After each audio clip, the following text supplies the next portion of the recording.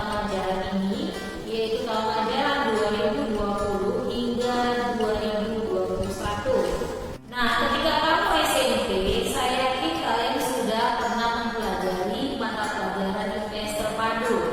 Nah, yang membedakan ketika kamu di kelas 10, IPS terpadu sudah dibagi-bagi karena kalian sudah ada pembagian jurusan, yaitu atas nama mata pelajaran geografi, sejarah, dan juga ekonomi. Nah, Ibu membawa mata pelajaran geografi. Untuk itu, Ibu harapkan kita bisa bekerja sama dengan baik. Adapun syarat-syarat penilaian yang Ibu tentukan untuk kalian yang di kelas 10, yang pertama, Ibu mewajibkan catatan kalian minimal bukunya tebalnya 100 lembar. Kenapa harus 100 lembar? Karena Ibu harapkan buku tersebut dapat kamu pakai lagi nanti ketika kamu di kelas 11 dan kelas 12, karena kamu sudah jurusan IPS dan buku itu akan kamu pakai terus menerus. Kemudian yang kedua, kamu juga harus memiliki buku latihan yang tebalnya minimal 5 lembar, dan itu juga sama seperti yang tadi akan kamu pakai terus menerus sampai kamu nanti di kelas 12. Dan catatan dan buku latihan harus kalian sampul agar menghindari terjadinya kerusakan. Kriteria ketersediaan minimal atau KKM kalian di kelas 10 ini dalam mata pelajaran geografi adalah 75. Nah, bagaimana caranya kalian memperoleh nilai 75? Tentu saja ada penilaian khusus dari masing-masing guru mapel. Contohnya Ibu. Nah, misalnya saya akan menilai sikap kalian dengan cara saya melihat ketidakadilanmu atau absensimu dalam setiap tatap muka kita melalui daring. Kemudian yang akan saya nilai juga adalah kamu apakah mengerjakan tugas-tugas yang saya berikan. Artinya kamu harus tepat waktu membuat tugas-tugas yang saya berikan. Kemudian yang selanjutnya saya juga akan menilai bagaimana perhatian kamu dalam catatan kamu. Nanti akan saya nilai, biasanya itu saya nilai di akhir semester 1 ataupun 2. Nah, minggu kali ini kita akan membahas mengenai geografi, dan kali ini kita akan membahas mengenai apa saja yang akan kita pelajari di semester 1 ini. Selamat menyaksikan. Nah, materi geografi kelas 10 pada semester 1 yang pertama adalah memahami pengetahuan dasar geografi dan terapannya dalam kehidupan sehari-hari. Nah, di bab pertama ini kita akan membahas mengenai dasar-dasar dari geografi, seperti siapa pencetus nama geografi, kemudian pengertian geografi berdasarkan seminar IGI. Kemudian yang selanjutnya adalah mengenai paham-paham, prinsip, dan juga konsep-konsep daripada geografi. Yang kedua, memahami dasar-dasar pemetaan, penginderaan jauh, dan sistem informasi geografis atau SIG. Nah, Ibu yakin ketika SMP kalian sudah belajar mengenai dasar-dasar pemetaan. Kalian sudah diajarkan oleh guru kalian yang dahulu mengenai bagaimana caranya menggambar peta yang benar. Kemudian yang ketiga, memahami langkah-langkah penelitian ilmu geografi dengan menggunakan peta. Nah, Ibu yakin kalian sudah sangat sering menggunakan karya tulis ilmiah.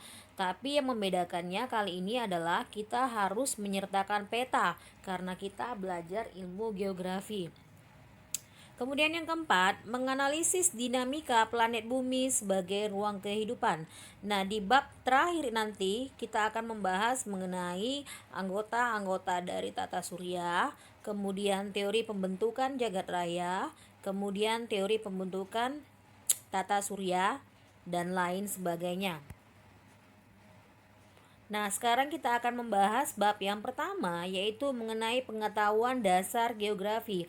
Apa yang akan kita bahas nanti? Yang pertama adalah pengertian geografi, kemudian yang kedua, paham-paham geografi, yang ketiga, aspek geografi, kemudian yang keempat, ruang lingkup geografi, Kemudian yang selanjutnya adalah konsep esensial geografi.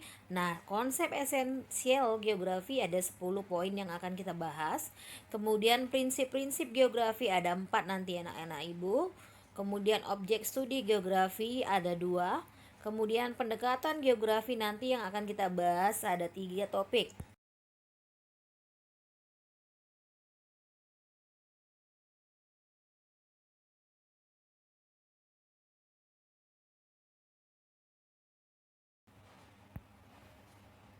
Nah, menurut Profesor Bintarto atau tokoh yang dianggap sebagai bapak geografi Indonesia, geografi adalah ilmu yang mempelajari hubungan kausal gejala-gejala di permukaan bumi, baik yang bersifat fisik maupun yang menyangkut kehidupan makhluk hidup beserta permasalahannya melalui pendekatan keruangan, kelingkungan, dan regional yang digunakan untuk kepentingan program, proses, dan keberhasilan pembangunan.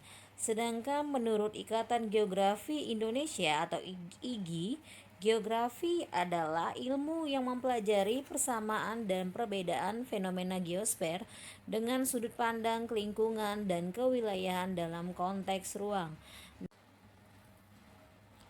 Nah, dari pengertian Profesor Bintarto dan IGI tadi, kita ambil kesimpulan bahwa geografi adalah ilmu yang mempelajari tentang fenomena geosfer atau kejadian yang terjadi di permukaan bumi, misalnya tsunami, banjir, kemudian vulkanisme, dan interaksi manusia dalam konteks ruang. Nah, dari pengertian tersebut kita ambil kesimpulan bahwa geografi bukan hanya mengkaji mengenai fenomena-fenomena alam, tapi juga kaitan hubungan manusia dengan lingkungannya yang membentuk karakter manusia itu tersendiri, atau juga kaitan manusia yang dapat mengubah bentuk muka bumi. Nah, aspek-aspek geografi itu ada 2.